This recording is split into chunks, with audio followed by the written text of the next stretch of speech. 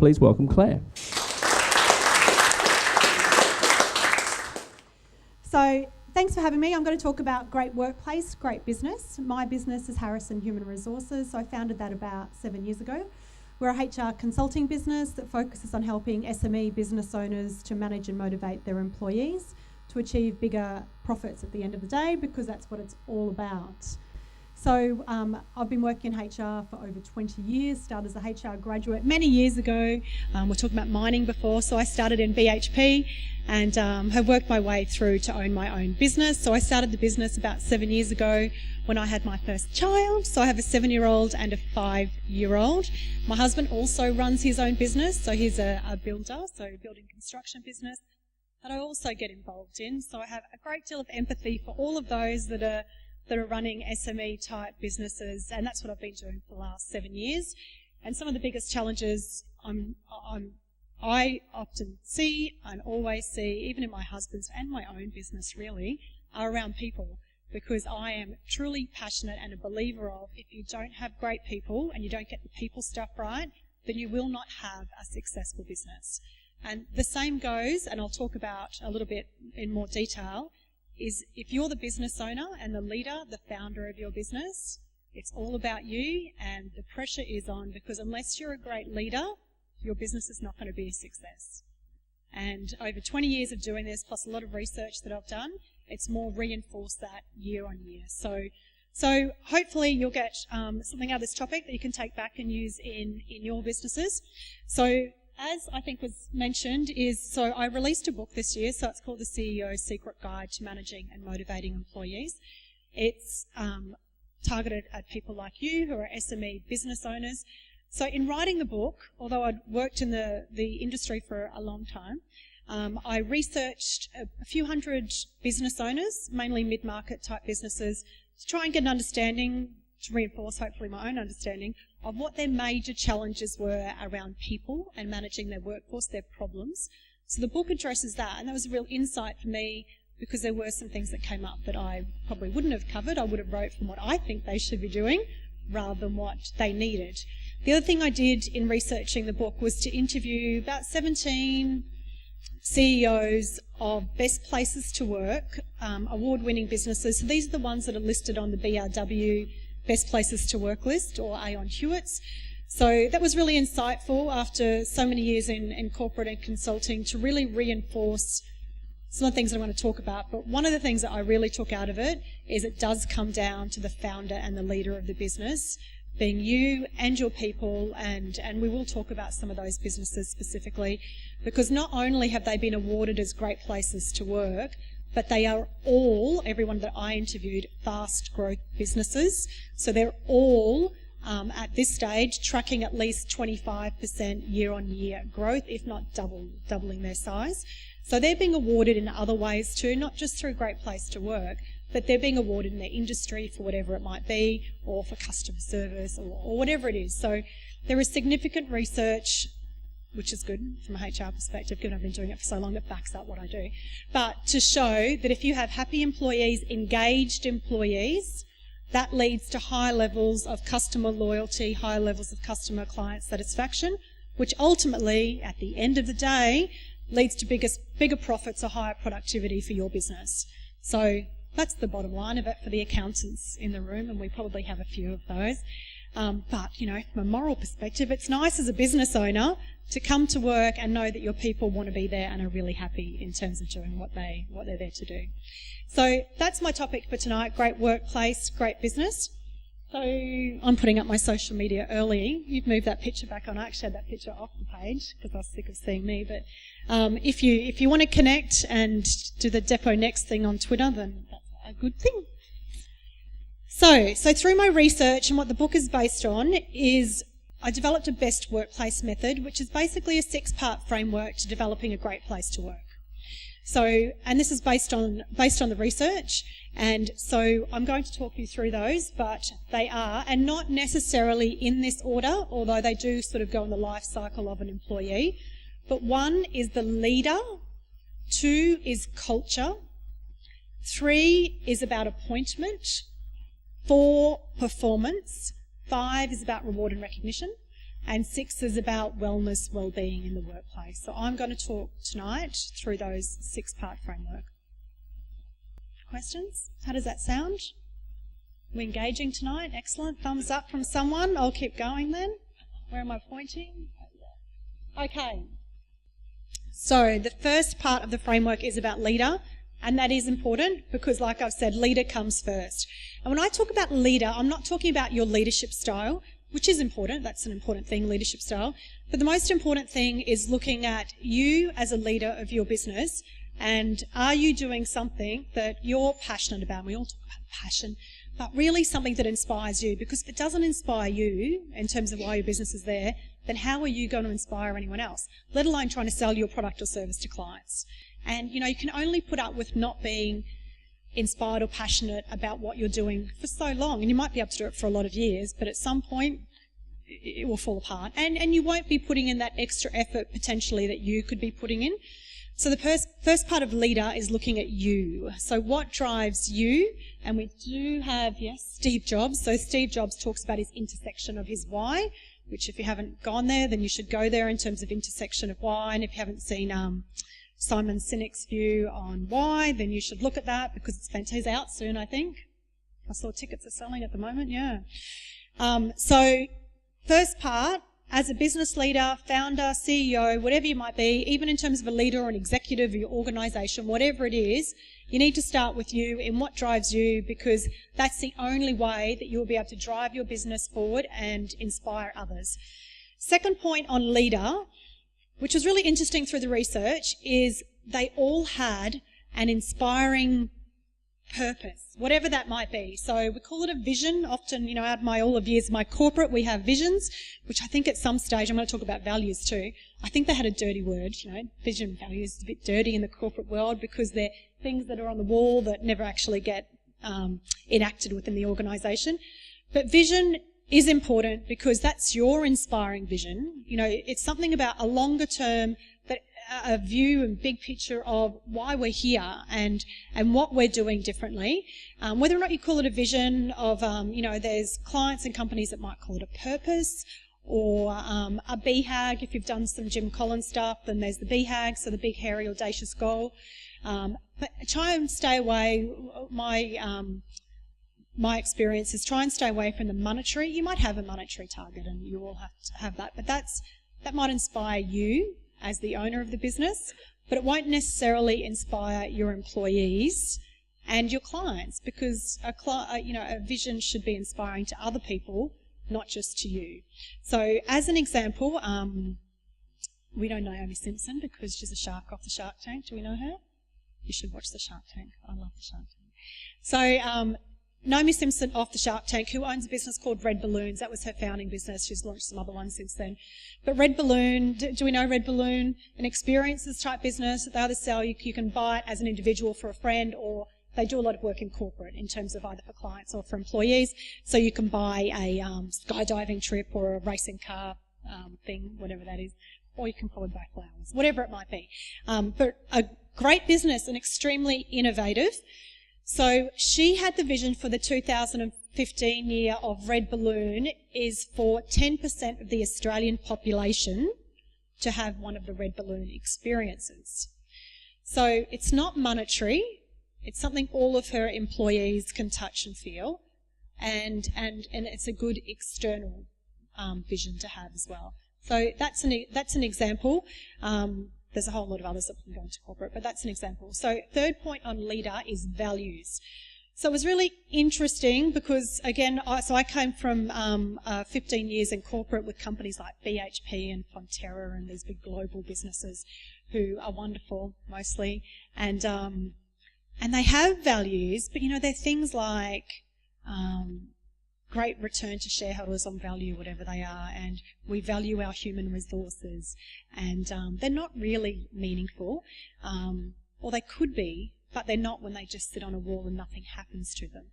So what was really interesting with the CEOs, and they were mainly mid-market, so the smallest was probably about 20, 30 employees, up to, there were probably a few that I interviewed that were more around the 200 to 300 sort of mark, but still mid-market, probably the average was 50 to 100 employees. they did talk about when they found values is that it transformed their organisation. So values, and what I learned from their experience and I use with clients, is values need to come from the founder, the owner. And often I would say, I probably would have said previously, is work with your employees to develop the values. And I think you can do that, and we'll talk about how to do that. But values, if you're the owner of the business and you're the one pushing it forward, the values of the business are really about you. You've founded the business, so you need to be passionate and authentic around the values. So you need the values. So one example, they're an accounting firm, is Paul Sidorovsky. They're in Newcastle though, so they're a long way away, who are on the list of best places to work. They have now probably at least 50 employees. Paul says they're the most profitable accounting firm in Australia. I have no research, but I believe him when he said that. So he said he got to about 20 employees. He had quite a lot of employee turnover. And he had a mentor that spoke to him about creating vision and values. And he said when he found the values, he found that that's what created his Great Place to Work, his award-winning, and that's what pushed the business forward, and they do exceptionally well. And they did come from him, and there's other examples that I can give, like Maple Event Group is a great business based down in Melbourne, who have their values that come from a husband and wife founder.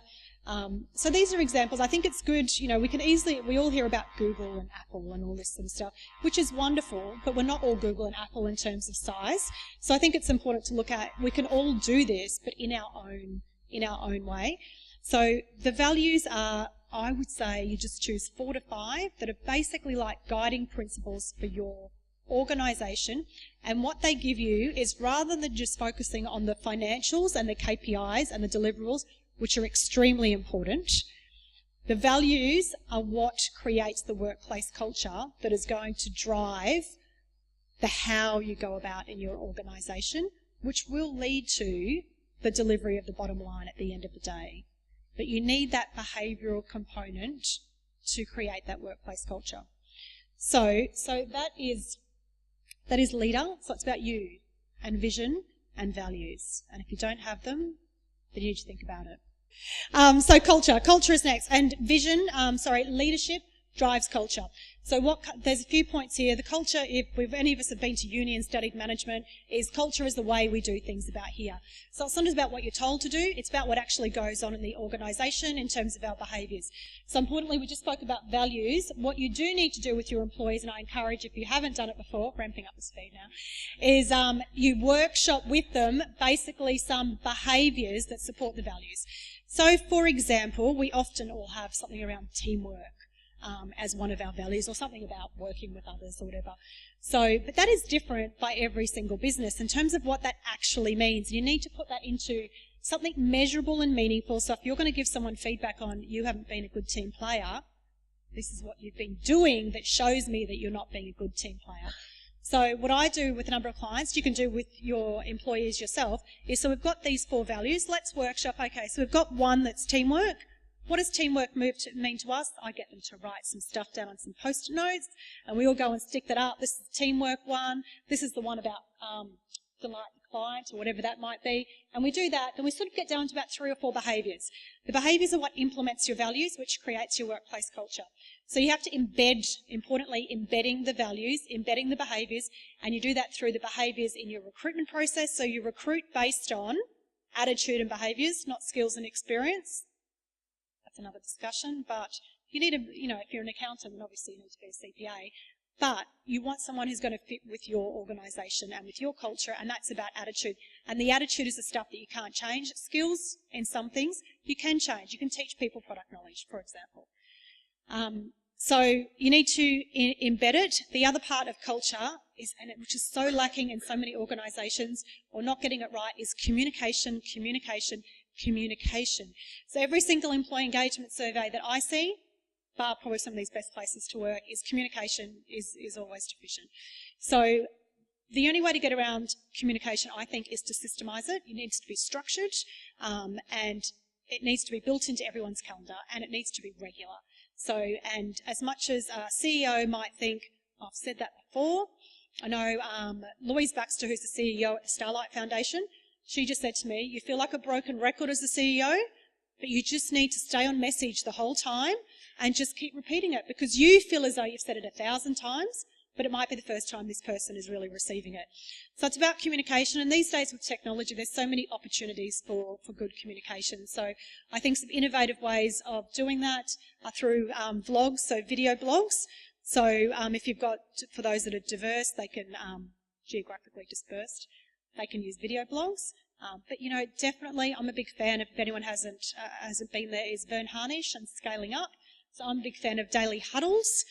So clients that I have that are using them find them exceptional. So if you haven't seen that, then you should do it. But you need to be having the weekly meetings, and, you know, they need to be structured. They need to have outcomes. They need to be short. Stand-up meetings. We've got Richard Branson's a big fan of the stand-up meeting. So, and I think he gives people like 3 or 4 minutes. You've got 3 minutes? What's your issue? And we're standing up while we have the conversation. They're not, you know, so they need to be focused, but it's about communication. And change is the other part of culture. Change is ongoing in our life, in our business, so you need to get good at change management, which comes down to probably the points that I just said. Appointment is about recruitment and selection. So 3 parts of this is you need to have a really strong employee value proposition. So that's about why would anyone want to work for you. So you need to know what that is, and you need to promote that heavily through your recruitment process. Make yourself unique in terms of an employer, and think about how you can entice people. There may be things that you're doing, but you're not promoting them on your website or on recruitment ads. So employee value proposition, which will give you the best pool of applicants. You want a big pool of applicants, quality applicants. Secondly is about right job, right person. So before you start recruiting, think about what is actually the job that I need, rather than thinking I need to hire another whatever I might have. What is it that I actually need, rather than recruiting wrong position? Because at the end of the day, we all exist in a business to help deliver on the business plan. So how is this person going to help that? So right job and right person, strongly encourage a robust recruitment process. And I know that I hear it all the time from clients, but we're in such a hurry, we're desperate, they've left. But I get that, but a little bit of time and effort put up the front will save you a whole lot of money and time and effort down the track. So when I say robust, I mean a multifaceted approach. So that might mean, for example, for a salesperson, you would do a behavioural interview. So it's about interviewing around the behaviours and attitudes. I put everyone through psych testing for my own business, and I encourage that. That's another conversation as well. And for a salesperson, I would have them come and present to me and my management team on how you would sell our product. Give me a 10-minute pitch. And they might not know your product very well, but if they're a good salesperson, it's about the methodology and the way they present. So robust recruitment process. And third part of this is onboarding and induction. So talking about Gen Y, millennials earlier, they say that the average tenure of a Gen Y over time will be 1.7 years, and they'll have supposedly 12 or 13 careers in a lifetime. Whether or not that's true, that's what some of the research says. Graduates stay for 3 or 4 years. Pardon? Graduates stay for 3 or 4 years is the average. So most of them are Gen Y. Yeah. So, but the point is that you're going to lose them much quicker, which means that your onboarding induction processes need to be really good, because you want to get people up to speed as quickly as possible to get your return on investment. So that's on appointment. Carly Cohen is Maple Event Group that I mentioned earlier.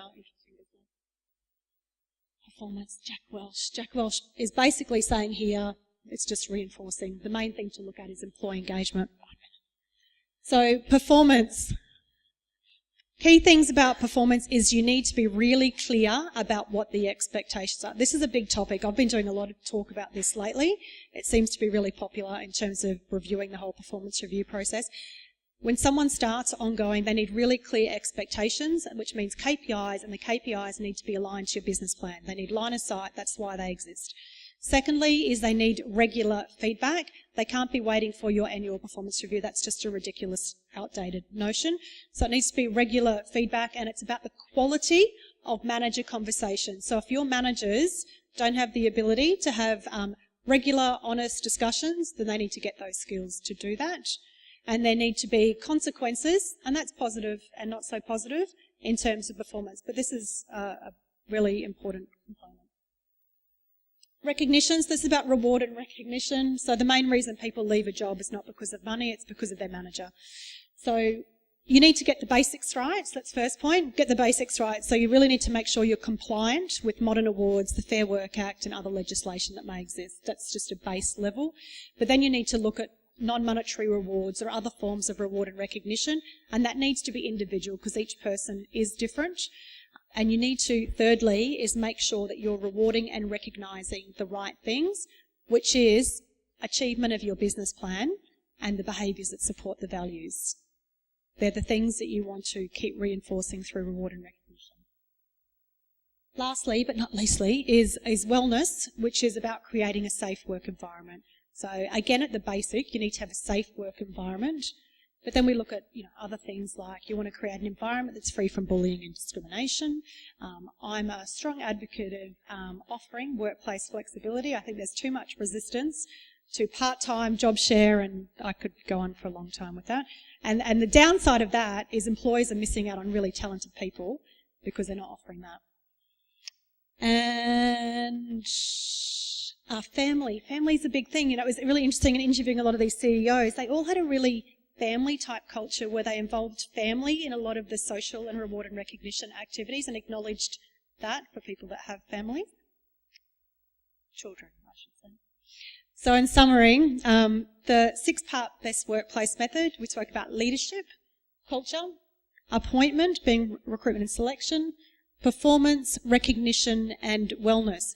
And let me tell you about a client that we had, and then I will finish, a client that we had, they acquired a business on the Gold Coast, which had about 45 employees. They're a service-based business. The business was in a bit of a mess, so their turnover was exceptionally high. They were turning over about 50% of employees per annum, which is huge. As well as that, I think I did about 3 or 4 workplace investigations around bullying, plus they had client complaints, which were big client complaints. They were losing clients, plus other things. So the cost of that for them, just actual expenses that we know, so it was costing about $300,000 per annum in terms of recruitment cost and temp cost, plus I would think at least that again in terms of their absenteeism was awful, productivity, manager time, all of the other things that we don't cost as easily. So we worked with them over 18 months. We've reduced it down to 10%, which I think is probably $250 in actual savings per year, plus all the other costs that we spoke about. And some of that relates directly back to the best workplace method. So we sacked the head of the business and replaced them with a fantastic person, which made all the difference. They had values, but we bought the values from the head office business and reinvigorated them and did a lot of fun things, but also put them through their performance review and reward and recognition. Got clear on our recruitment and selection. We implemented a new performance review and ongoing performance review process. They were being underpaid against the award, so that was obviously not really good. So we fixed that up as well as started to do some other fun stuff. And wellness, some of that was more around culturally in terms of trying to help them enjoy their work. So we're really committed to what they were doing. So that's an example of what I suppose poor workplace culture can cost. So that is me. I'm Claire Harrison. Thanks for listening.